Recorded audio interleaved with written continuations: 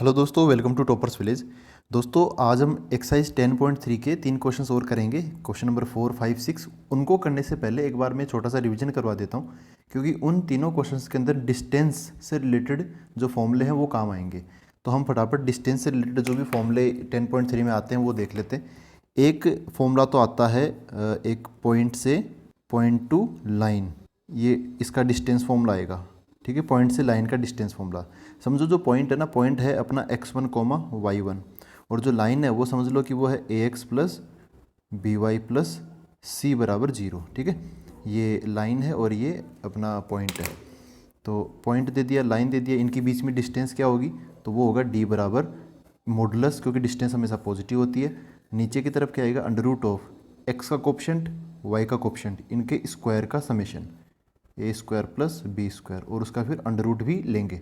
और क्या मिलेगा हमें यहाँ पर देखो ऊपर की तरफ क्या बनाएंगे हम, x1 y1 को उठा के आप इसमें डाल दो, तो ये क्या मिल जाएगा, a x one plus b y one.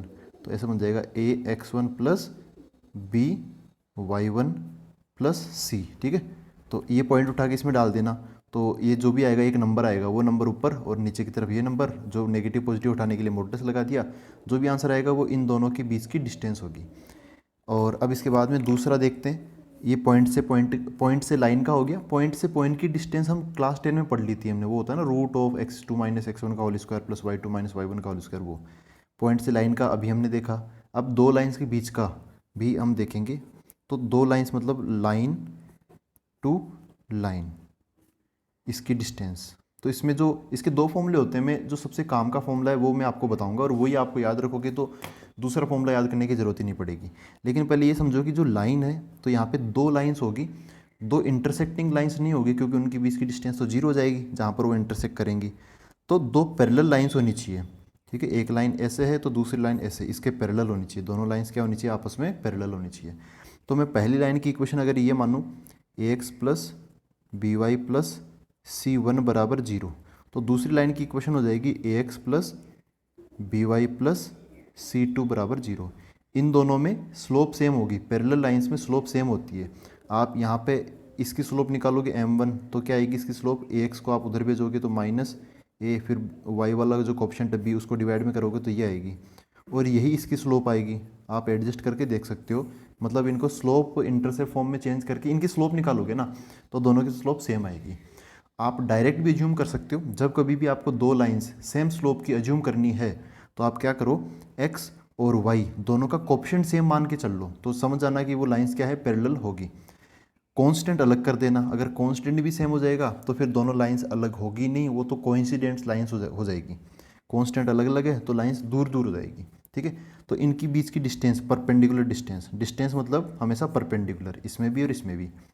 यहाँ पर डिस्टेंस का फॉर्मूला क्या बन जाएगा, मॉडुलस तो लगेगा ही लगेगा, नीचे की तरफ वही लगेगा जैसा उसमें लगा था, क्या, ए और बी का स्क्वायर का summation, root of A square plus B square. ऊपर की तरफ इसका कांस्टेंट क्या है, c1, इसका कांस्टेंट क्या है, c2, तो इन दोनों का अंतर आ जाएगा c1 माइनस c2।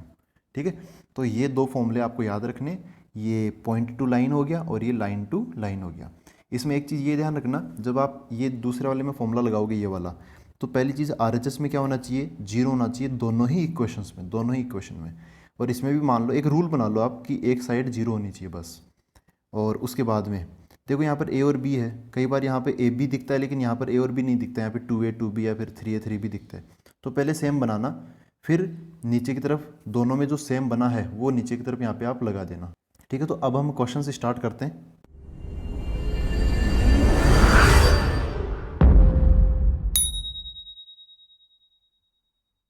तो देखो दोस्तों, आज का अपना फोर्थ क्वेश्चन ये है, find the distance of the point -1, 1 from the line 12, फिर ब्रैकेट में है x प्लस 6 इक्वल टू 5, फिर ब्रैकेट में है y माइनस 2। ये एक पॉइंट दे दिया, ये एक लाइन दे दी, तो इसमें तो सीधा सीधा फॉर्मूला हमें लगाना है। ठीक है, लेकिन सीधा सीधा फॉर्मूला लगाने से पहले एक बार हम इसको एडजस्ट तो करेंगे। पॉइंट ऐसा होना चाहिए, तो वो तो है ही, अपनी जो लाइन है वो ऐसी होनी चाहिए, RHS में 0 होना चाहिए, इधर x और y एकदम सिंपल, x वाला अलग, y वाला अलग, और कॉन्स्टेंट अलग, ऐसा होना चाहिए। यहाँ पर ऐसा अभी है नहीं, यहाँ पे इसको सेट करना पड़ेगा। तो देखो क्या करें, इसको अभी अलग रखते हैं। ये ब्रैकेट खोलो तो ये बन गया 12x प्लस 12 6 72 इक्वल टू ये हो गया 5y, और ये माइनस का 10 हो गया। सबको इधर ले आओ, है ना, RHS 0 बना लो, क्योंकि ये फॉर्मूला तभी काम करेगा जब आप RHS 0 बना लोगे। तो इन सबको इधर ले आओ, तो ये मिल गया 12x, 5y उधर से इधर आके बन जाएगा माइनस का 5y, 72 ये -10 इधर आके प्लस का 10 हो जाएगा, तो प्लस का 82 इक्वल टू 0 ये बचेगा। अब इनके बीच में आप डिस्टेंस का फॉर्मूला लगा दो। तो एक बार मैं ये दोबारा लिख लेता हूँ। पॉइंट अपना -1,1 और जो लाइन है वो मॉडिफाई होकर बन गई 12x minus 5y plus 82 equal to 0। Distance formula ये वाला लगेगा पॉइंट से लाइन का ना, ये देखो पॉइंट से लाइन का, तो ये भी एक पॉइंट, ये एक लाइन, तो ये वाला फॉर्मूला लगा देता हूँ मैं। डी बराबर क्या होगा, कैसे करेंगे, मॉडुलस लगाओ सबसे पहले, और नीचे की तरफ a square plus B square, मतलब x और y के कोएफिशिएंट के स्क्वायर का सम, फिर अंडर रूट, तो अंडर रूट ऑफ 12 का स्क्वायर प्लस y का कोएफिशिएंट क्या है -5, तो -5 का स्क्वायर। ऊपर की तरफ क्या आएगा, ये ax1, तो ये लाइन है ना, लाइन का ही फॉर्मेट आएगा, लेकिन ये पॉइंट डालने के बाद एक नंबर आएगा, वो नंबर कैसे निकालेंगे, ये पॉइंट उठा के इस लाइन में डाल दो। तो ये 12x है, x की जगह -1, तो 12 इंटू -1, फिर -5 y की जगह 1 प्लस 82, तो 82 ऐसे हो गया। तो इसको सोल्व करें, d इक्वल टू देखो क्या बनेगा, मॉडुलस ऑफ ये 12 -1, 12 इंटू -1 -12 माइनस 5 प्लस 82, और नीचे की तरफ रूट ऑफ 12 का स्क्वायर कितना हो गया 144 और 5 का 25। तो ये तो आप समझ रहे हो क्या बनने वाला है, d इक्वल टू ये इसमें से माइनस करेंगे तो 12 माइनस होगा तो 70 है ना, 70 बचेगा, फिर 5 और माइनस होगा तो 65 हो जाएगा, डिवाइड बाई नीचे की तरफ ये कितना हो गया रूट ऑफ 169 है ना।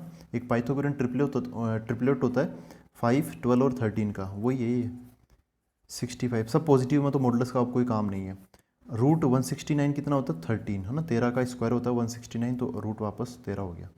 13 इस 65 को काटेगा तो 5 बच जाएगा, तो डिस्टेंस वो कितनी आ गई 5, तो यूनिट्स कुछ ना कुछ होगी है ना, 5 यूनिट्स जो भी है, तो ऐसा बन जाएगा ये।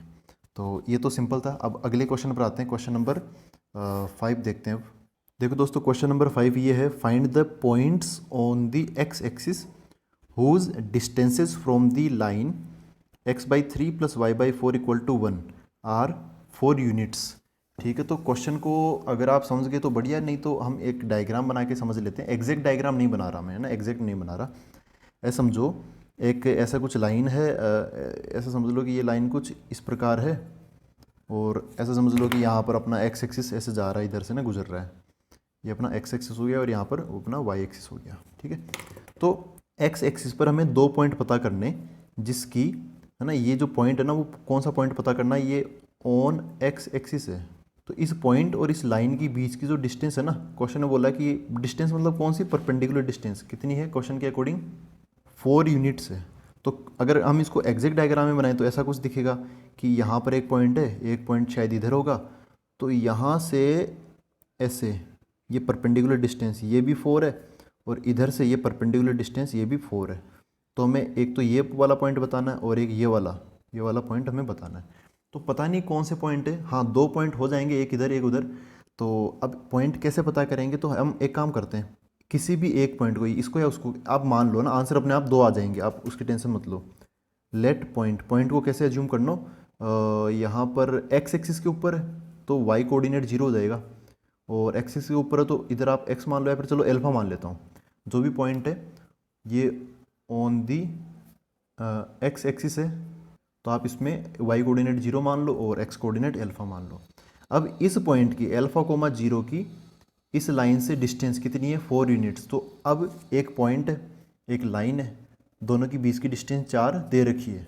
तो हम क्या करेंगे, पॉइंट से लाइन का खुद से एक बार फॉर्मूला लगाएंगे, वो जो डिस्टेंस उसको हम 4 के बराबर रख देंगे, क्योंकि डिस्टेंस दे रखी है 4। तो अब करते हैं इसको, अगले पेज में स्टार्ट करते हैं। तो दोस्तों ये मैंने पॉइंट लिख लिया अल्फा कोमा 0, और ये लाइन ये है। थोड़ा लाइन में मैंने चेंज कर दिया, क्योंकि जब ये फॉर्मूला लगाते तो RHS में 0 होना चाहिए, तो यहाँ तो 0 था नहीं, 1 था, तो मैंने इस 1 को इधर ले आया, ऐसा बना लिया। कई बार हम इसका एलसीएम भी ले लेते हैं तो और आसान हो जाता है, तो हम इसको बाद में देखेंगे ना, एलसीएम बाद में ले लेंगे कभी आएगा तो। खैर अब वापस इस पे आते हैं। तो देखो इनकी बीच की जो डिस्टेंस है ना, इनकी बीच की डिस्टेंस वो कितनी है 4 यूनिट्स है, क्वेश्चन में दे रखा है।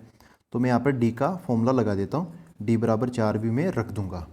तो डी का फॉर्मूला क्या है, डी बराबर 4 तो मैंने रख ही दिया। मॉडुलस ऑफ ऊपर की तरफ कैसे लिखते हैं, ये पॉइंट उठा के इसमें हम डाल देते हैं, और नीचे की तरफ under root of A square plus B square, मतलब ये लाइन वाली ये है ना एक्स और वाई के कोफिशिएंट, इनका स्क्वायर का समेशन आ जाएगा।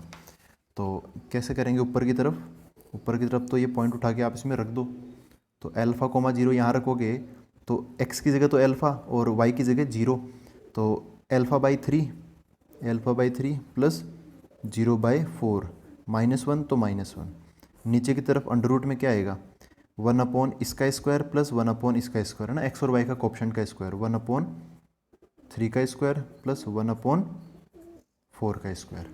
इसको सोल्व करें तो यहाँ पे अब देखा ना, थोड़ा सा और अगर आप मॉडुलस नहीं लगाओगे ना तो एक दिक्कत हो जाएगी कि मॉडुलस जब हटेगा तो प्लस माइनस साइन आता है, वो वाली दिक्कत। तो 2 आंसर यहाँ पे आने हैं और आने भी चाहिए, नहीं आ रहे तो इसका मतलब गलत कर रहे हो आप। तो ये क्या बन गया, अल्फ़ा बाई, ये तो जीरो हो गया, ये हो गया अल्फ़ा बाई 3 -1। नीचे की तरफ क्या हो जाएगा, 1/9 प्लस 1/16। इसको सोल्व करें तो 4 इक्वल टू मॉडुलस ऑफ, ये हो गया अल्फ़ा, एलसीएम ले ही लेते हैं यार इसका, अब यहाँ पे ले लेते हैं, ये इसके पास चला गया तो अल्फ़ा -3/3 हो गया, डिवाइड बाई ये जो मेन डिवीजन है ना ये वाला, वो मैं यहाँ पर लगा रहा हूँ। इधर क्या बनेगा, 16 इधर 9 इधर, तो 16 + 9 हो जाएगा 16 + 9 डिवाइड बाई नीचे की तरफ 9 × 16 हो जाएगा, एलसीएम लेंगे 9 × 16 का अंडर रूट। तो ये हो गया 4 इक्वल टू, इसको सोल्व करें तो ये हो गया अल्फ़ा -3/3 अपॉन नीचे 16 और 9 कितना हो गया 25, 25 का भी अंडर रूट लेंगे और नीचे इनका भी अंडर रूट लेंगे, तो ऊपर 25 का अंडर रूट तो क्या हो गया 5 हो गया, डिवाइड बाई 9 और 16, 9 का अंडर रूट कितना हो गया 3 मल्टीप्लाई बाई 16 का अंडर रूट कितना हो गया 4, ऐसे।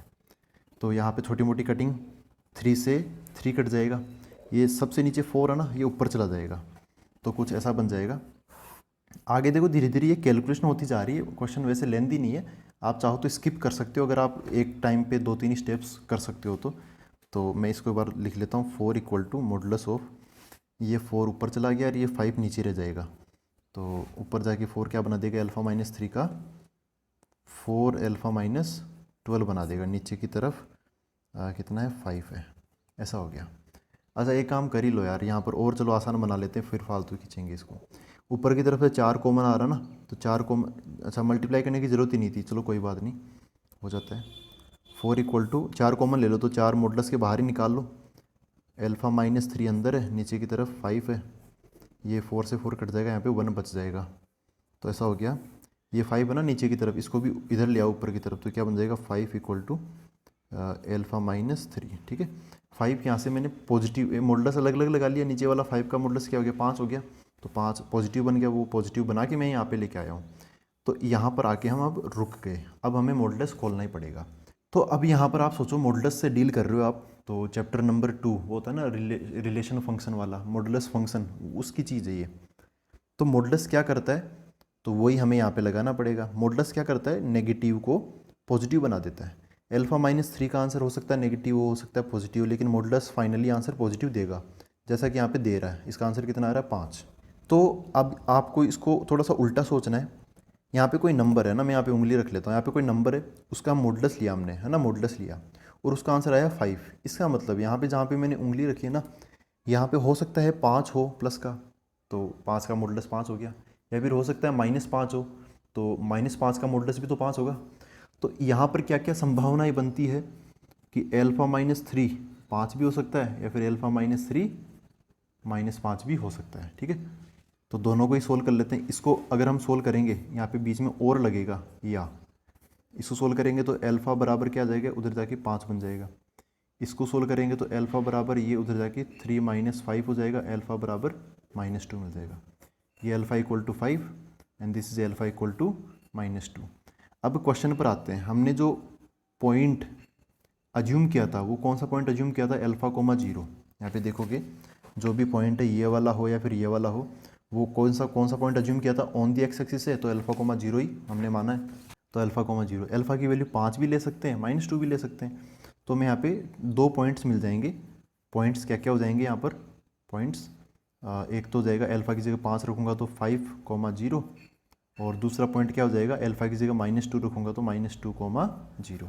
ये दोनों पॉइंट ऐसे हैं जिसकी वो जो लाइन है उससे डिस्टेंस कितनी रहेगी, हमेशा 4 यूनिट रहेगी। ठीक है, तो अब हम अगला क्वेश्चन देखते हैं। तो देखो दोस्तों, क्वेश्चन नंबर 6 ये है, find the distance between parallel lines. ये फर्स्ट पार्ट है, ये सेकंड पार्ट है। तो पैरेलल लाइंस बोल रखा है, और वैसे डिस्टेंस भी हम पैरेलल लाइंस के बीच में ही निकालते हैं। अगर दो लाइंस हो तो इंटरसेक्टिंग लाइंस के बीच की डिस्टेंस 0 होती है, क्योंकि वो एक जगह पे मिल जाते हैं। तो ये और ये देखो, और जैसा कि हमने स्टार्टिंग में डिस्कस भी किया था, जब भी पैरेलल लाइंस आपको देखने को मिलेगी तो उनका एक्स और वाई के जो कोएफिशिएंट्स है ना लगातार, वो सेम टू सेम मिलेंगे। इधर एक्स का कोएफिशिएंट, वाई का कोएफिशिएंट, एक्स का कोएफिशिएंट, तो वो सेम मिलेंगे आपको, ठीक है, दोनों के अंदर। तो जैसे यहाँ पे 15x है तो इसमें भी 15x है, इधर 8y है तो इधर भी 8y। कई बार क्या होता है, जैसे इस इक्वेशन को एक को तो ऐसे रहने दो, कई बार ऐसा होता है दूसरी इक्वेशन को 2 से मल्टीप्लाई कर देते हैं, तो यहाँ पे 15 का 30 हो जाएगा, 8 का 16 हो जाएगा, लेकिन फिर भी वो प्रोपोर्शनल हो जाएंगे, मतलब रेशो उनका सेम आएगा, ठीक है। तो वो भी आप ध्यान रखना, कभी 2 से मल्टीप्लाई किया हो तो आप 2 से डिवाइड कर देना, मतलब सेम बना लेना कैसे, और वो बन भी जाएंगे सेम, उसकी टेंशन भी नहीं होगी। तो यहाँ पर ये है, तो ये मैंने यहाँ पे लिख लिए हैं। अब इनका डिस्टेंस फॉर्मूला क्या होता है, इसको तो हम यहीं पे ख़त्म कर देंगे। इनका डिस्टेंस फॉर्मूला क्या होता है, जब एक लाइन ये और दूसरी लाइन ये हो तो ऊपर आता है C1 माइनस C2, मतलब इसका कांस्टेंट और इसका कांस्टेंट दोनों का अंतर ऊपर आ जाएगा। लेकिन बशर्ते यहाँ पे जो RHS है ना वो 0 और इधर भी 0 होना चाहिए, और इनका कोएफिशिएंट सेम होना चाहिए, वो तो है ही अपने वाले में। नीचे की तरफ √(a² + b², वो तो पहले से ही करते आ रहे हैं हम। तो इनकी बीच की डिस्टेंस क्या हो जाएगी, मॉडुलस ऑफ, यहाँ पे इसका कांस्टेंट क्या है माइनस, इसको आप C1 समझ लो, इसको C2 समझ लो, तो C1 माइनस C2 ब्रैकेट में रख लिया करो स्टार्टिंग में, ताकि कन्फ्यूजन ना हो सकता है पहले से माइनस हो और एक माइनस फॉर्मूले वाला आएगा तो माइनस माइनस प्लस हो जाए, तो उसका ध्यान रखना यहाँ पर, ठीक है। फिर रूट ऑफ एक्स का कोएफिशिएंट 15 और वाई का कोएफिशिएंट 8, इधर भी 15 और 8 सेम होएगा, तभी आप जो सेम बनेगा वही आपको लिखना है। कई बार ये अलग और वो अलग होता है, तो फिर कौन सा लिखोगे कन्फ्यूजन हो जाएगा, आपको उसी टाइम पता चल जाएगा कि कुछ गलती हुई है। तो सेम होगा तो कोई सा भी लिख लो, कोई मतलब नहीं है। तो 15 का स्क्वायर अलग और 8 का स्क्वायर ऐसे हो गया। ऊपर ये कितना बन गया, -34 -31, तो ये कितना बन जाएगा, माइनस का बनेगा 3 4 5 हो जाएगा, और 3 3 6 हो जाएगा, -65 डिवाइड बाई 15 का स्क्वायर कितना होगा 225, और 8 का स्क्वायर 64 का रूट, ये चल रहा है। ये जो मॉडुलस है वो -65 को पॉजिटिव बना देगा, मतलब 65 बना देगा, डिवाइड बाई मॉडुलस फिर हटा दो भले ही, नीचे √289 बन जाएगा, जोड़ेंगे तो 4 और 9, हाँ ठीक है। अच्छा, √289 है ना, 289 है, इसका रूट क्या होता है 17, तो D इक्वल टू क्या आ जाएगा, ऊपर तो 65 और नीचे की तरफ √289 कितना हो गया, 17 हो गया। तो इन दोनों लाइंस की बीच की डिस्टेंस क्या होगी, 65/17 यूनिट्स, जो भी यूनिट हो वो। तो अब हम अगला पार्ट देखते हैं, पार्ट नंबर 2। तो दोस्तों एक्सरसाइज 10.3 के क्वेश्चन नंबर 6 का सेकंड पार्ट ये है, इन दोनों के बीच की हमें डिस्टेंस निकालनी है। तो पहले आप इनको थोड़ा सा और आसान तरीके से लिख लो। ये ब्रैकेट है ना, ये खोल दो आप, ये क्या बन जाएगा, LX + LY + P = 0, और ये ब्रैकेट भी खोल दो, तो LX + LY - R = 0, ठीक है। अब हम वो लगा देते हैं इनके बीच में डिस्टेंस फॉर्मूला, तो D = मॉडुलस ऑफ, और क्या बनेगा देखो ऊपर, यहाँ पर आप ये फॉर्मूला देखोगे तो ऊपर C1 - C2 मतलब कॉन्स्टेंट्स का अंतर आएगा। यहाँ पे कांस्टेंट क्या है P, तो P आ जाएगा, ब्रैकेट में रख लो, माइनस यहाँ पे दूसरे वाले का कांस्टेंट R, इसलिए मैं बोल रहा था ब्रैकेट में रख लो, ठीक है। तो प्लस माइनस पहले से भी आ सकते हैं, एक माइनस आएगा बीच में फॉर्मूला वाला, तो कहीं कन्फ्यूजन ना हो जाए इसलिए। रूट ऑफ, नीचे की तरफ क्या आएगा, यहाँ पे जो इनके कोएफिशिएंट्स है वो पहली बात सेम होनी चाहिए, जैसे x का इधर L है तो x का इधर भी L होना चाहिए, ठीक है। इधर y का क्या है L है, इधर भी y का क्या है L है, तो ऐसे। तो पहले क्या आएंगे नीचे की तरफ, a² + b², x का कोएफिशिएंट और y का कोएफिशिएंट। x का कोएफिशिएंट क्या है L, तो L का स्क्वायर, y का कोएफिशिएंट क्या है L, तो L का स्क्वायर। इसको सोल्व करें तो D = ऊपर की तरफ क्या बन जाएगा, P प्लस, यहाँ पे माइनस माइनस प्लस बन जाएगा, तो P + R बन जाएगा, और नीचे की तरफ क्या मिल जाएगा हमें, root of L² + L² 2L² है ना, मॉडुलस यहाँ पे लगा हुआ है। अभी हम एक्चुअली सही बताऊँ तो ऐसे बोल नहीं सकते कि P + R पॉजिटिव ही होगा ना, हम ऐसा नहीं बोल सकते। क्यों, क्योंकि P खुद नेगेटिव हो जाए, P की वैल्यू नेगेटिव हो जाए, इसकी क्या गारंटी है ना, यहाँ पे तो कुछ दे नहीं रखा कि P पॉजिटिव है ना या R पॉजिटिव है, नेगेटिव भी हो सकते हैं। माइनस आर पॉजिटिव भी हो सकता है। ठीक है, तो अभी तक हमने साइन के अकॉर्डिंग किया, अभी वैल्यूज़ का पता नहीं क्या होगी। तो चलो इसको अब आगे करते हैं। तो D equal to P plus R, इसका मॉडुलस अलग, नीचे से तो रूट 2l² का आंसर पॉजिटिव ही निकलेगा। अब ये जो रूट है वो अलग अलग लगा दो, रूट ये अलग लगा दो, कितना 2, तो कितना मिल जाएगा हमें, या फिर मॉडुलस यार लगा ही लो, पूरे पे लगा लो, एल भी पता चले कुछ हो जाए। तो ये क्या मिल गया हमें, रूट 2 तो अलग हो गया, रूट l² एल हो जाएगा। तो आप ऐसे बोल सकते हो डिस्टेंस आ गई p plus R upon L, इसका मॉडुलस, और 1/√2 ऐसे आ जाएगा। चाहो तो √2 को उसके साथ रख लो। ठीक है दोस्तों, तो ये इसका आगे चाहो तो यूनिट्स वगैरह लगा दो, बाकी रहने दो ना। अब ये कन्फ्यूजन नहीं होना चाहिए कि मॉडुलस मैंने इस बार क्यों नहीं हटाया, क्योंकि वैल्यूज़ पता नहीं थी ना। पिछले क्वेश्चन में तो मेरे को वैल्यूज़ पता चल गई थी कि 65 अंदर आया, 65 उसको पॉजिटिव बना दिया, बस हो गया काम। अब ये पॉजिटिव है, गारंटी है, बिल्कुल गारंटी है, लेकिन यहाँ पे कोई गारंटी ही नहीं है। हो सकता है कि ये पी और आर मिलकर पॉजिटिव बना ले, लेकिन एल नेगेटिव हो जाए, तो कुछ भी हो सकता है ना। तो मैं मॉडुलस यहाँ पे छोड़ दूंगा, जब कोई वैल्यूज़ आप रखोगे तो ऑटोमेटिकली आंसर भी आ जाएगा। ठीक है, तो हम भी इसको यहीं पे छोड़ेंगे, बिल्कुल सही है, मॉडुलस रहेगा तब भी कोई दिक्कत नहीं है, आंसर पॉजिटिव आना चाहिए, इसलिए हमने यहाँ पे रखा है। तो आज इतना ही करते हैं, अब मिलते हैं अगली वीडियो के अंदर, आगे के क्वेश्चंस देखेंगे। Thank you very much.